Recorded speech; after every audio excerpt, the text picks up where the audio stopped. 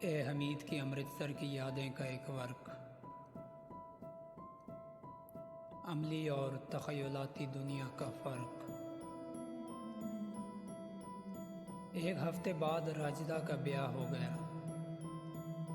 वो दिल्ली चली गई, मैं कलकत्ते की तरफ निकल गया। पाकिस्तान बनने के 8 बरस बाद मैंने राजिदा को म्यू हस्पताल लाहौर में देखा। वो अपने 7वीं बीमार बच्चे की दवा लेने हस्पताल आई थी और मैं राशन कार्ड बनवाने राशनिंग ऑफिस की तरफ जा रहा था। वहाँ न गर्म हिना की सैर अंगेज़ खुशबू थी और न नाशपाती के गुलाबी शगुफ़े।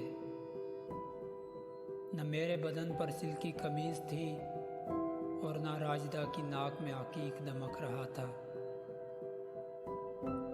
न खूबसूरत तोते गीत गाते अमरूद के झुंडों को जा रहे थे और न ठंडी नहर की तरफ से सूखे गुलाबों की खुशबू आ रही थी। रक्षों, बसों, ट्रकों का शोर था। बीमारों की चीखें थी, जर्द मुरझाए हुए चेहरे थे। चोटी से एड़ियों तक बहता पसीना था।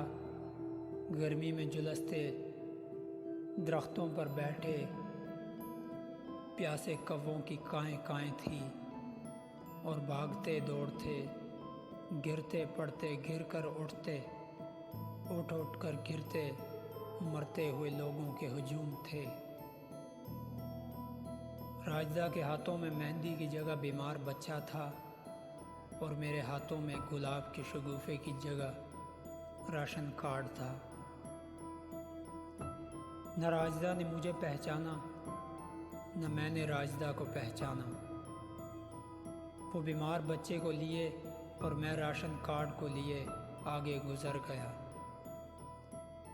फिर जैसे यादों के जंगल में किसी ने हम दोनों को आवाज़ दी।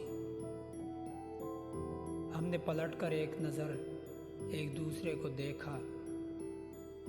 एक पल के लिए हम ठटके, रुके और फिर चल दिए।